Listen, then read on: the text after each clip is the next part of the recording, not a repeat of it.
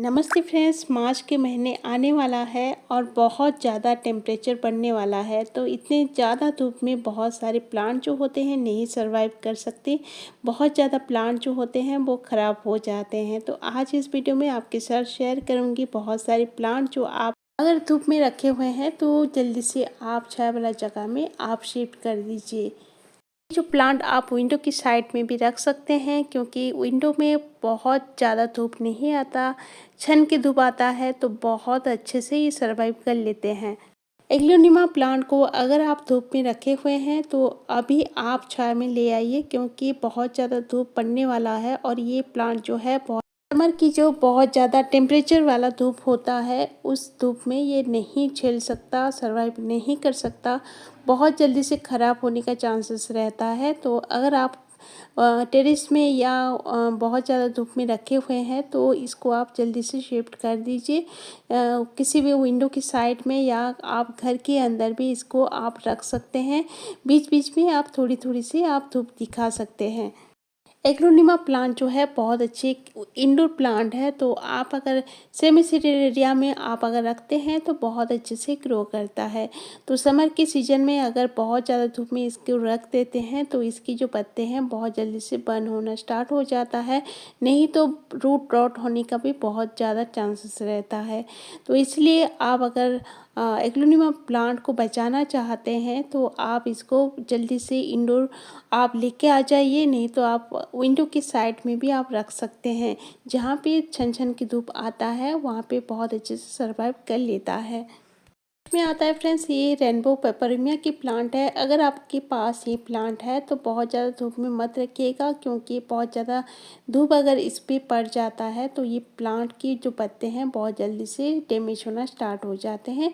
ये बहुत अच्छी इंडोर प्लांट है। इंडोर पे अगर थोड़ी सी आप सेमी सिटी एरिया में आप अगर रखते हैं तो बहुत अच्छे से ग्रो करता है। समर सीजन में इसको थोड़ी सी बचाना पड़ता है, क्योंकि बहुत ज़्यादा तेज़ धूप में ये नहीं झेल सकता। ये सेकुलेंट वैरायटी का है, तो समर्स के सीज़न में बहुत चांसेस रहता है ये प्लांट ख़राब हो जाने का।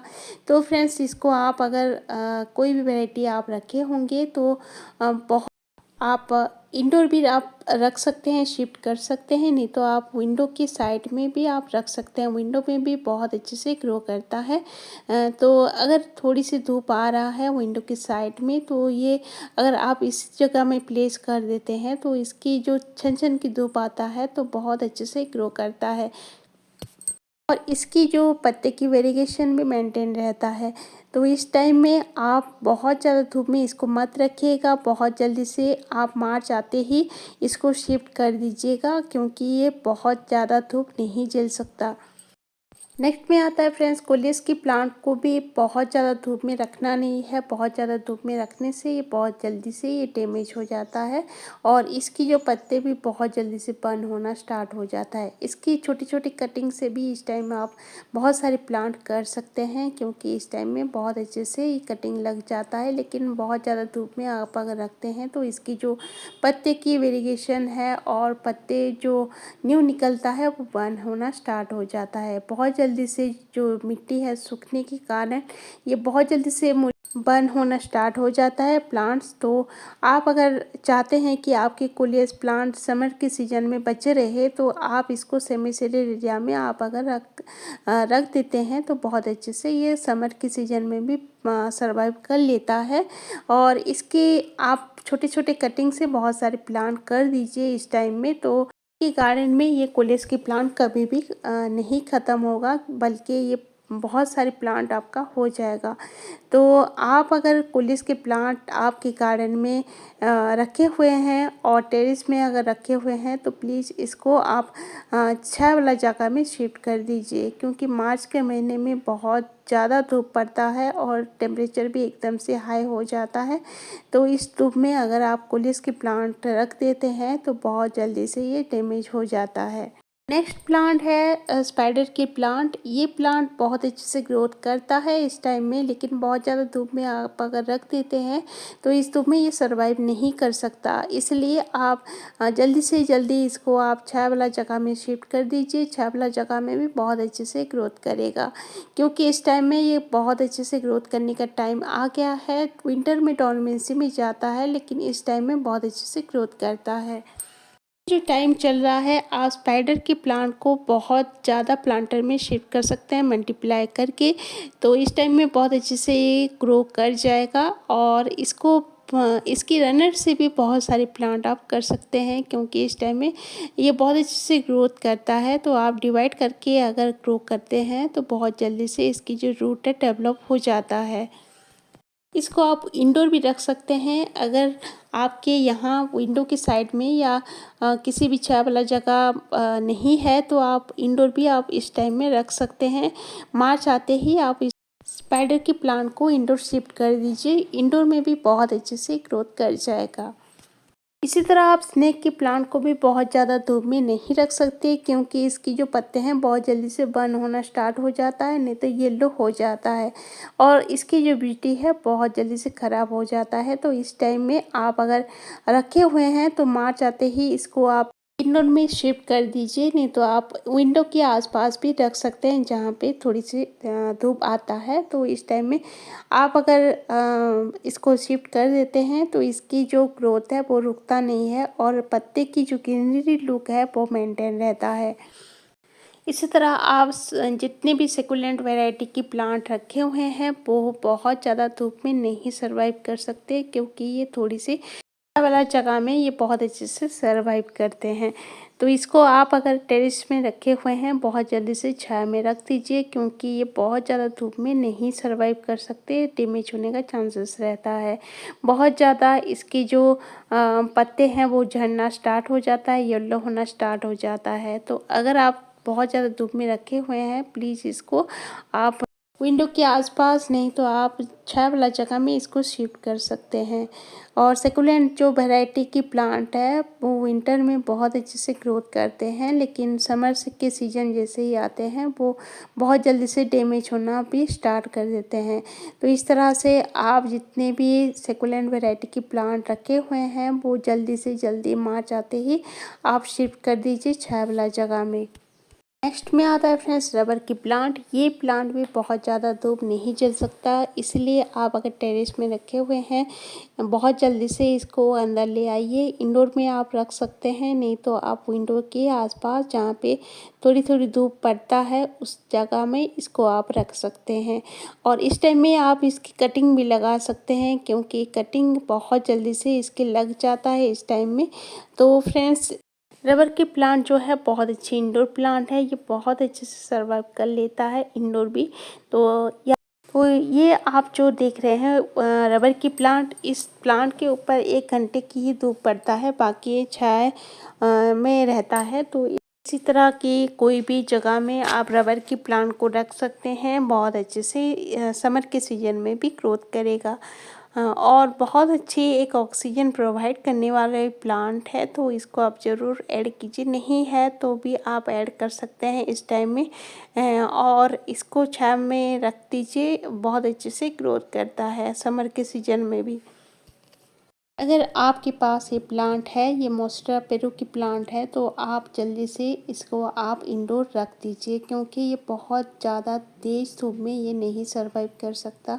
बहुत जल्दी से ये डैमेज होना स्टार्ट हो जाता है, और इसकी जो प्लांट भी बर्न होना स्टार्ट हो जाता है, और बहुत जल्दी से इसकी रूट रॉट होने का भी चांसेस रहता है। इसीलिए आप हो सके तो इंडोर भी आप शिफ्ट कर दीजिए, नहीं तो विंडो की साइड में अगर आपकी यहाँ जगह है तो विंडो की साइड में भी आप शिफ्ट कर सकते हैं। थोड़ी सी धूप पड़ता है विंडो की साइड में तो बहुत अच्छे से ग्रोथ करेगा, और समर के सीजन में भी बहुत अच्छे से सर्वाइव कर लेगा।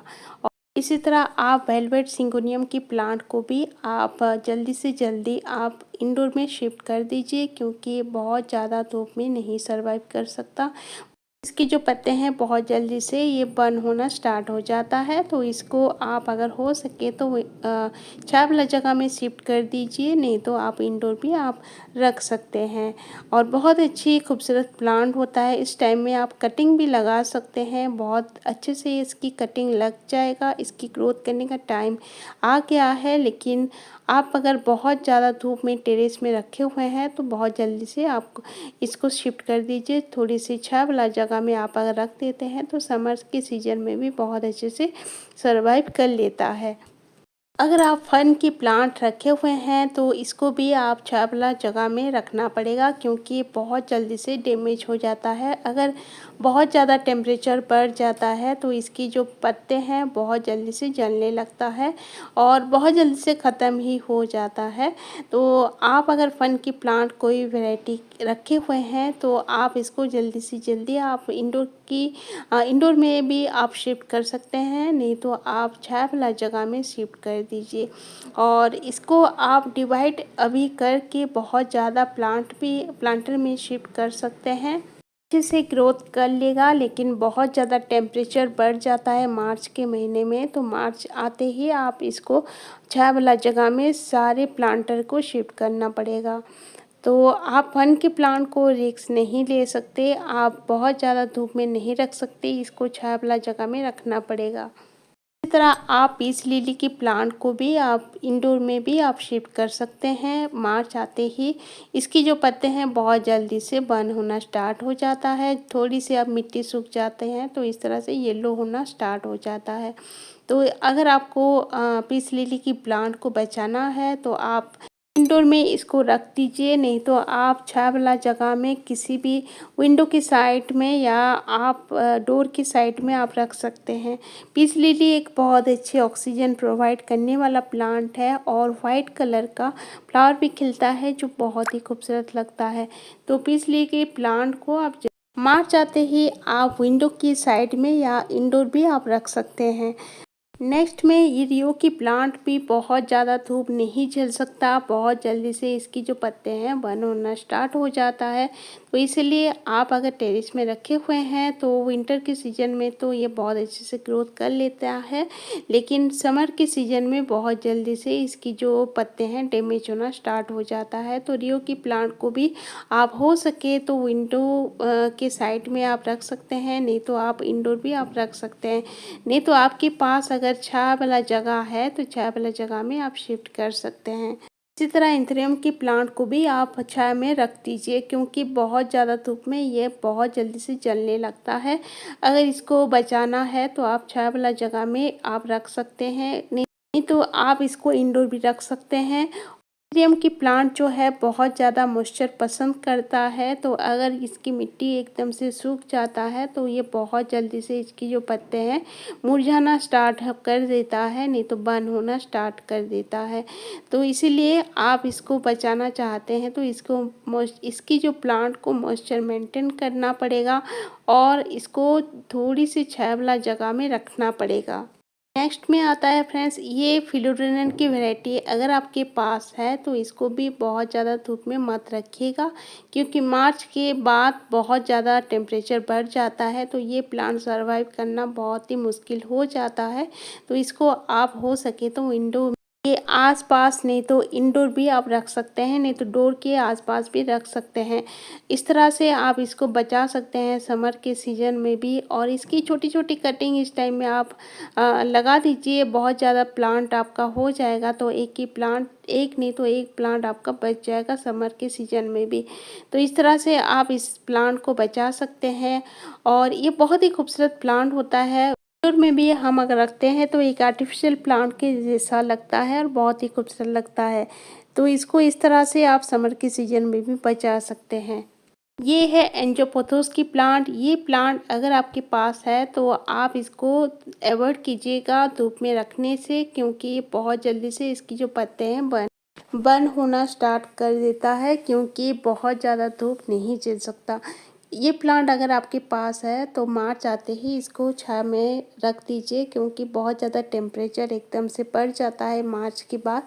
तो ये प्लांट बहुत ज़्यादा ये टेम्परेचर नहीं झेल सकता और बहुत जल्दी से ख़राब हो जाता है। हो सके तो आप इंडोर में रख दीजिए, नहीं तो आप किसी भी छाया वाला जगह में शिफ्ट कर दीजिए।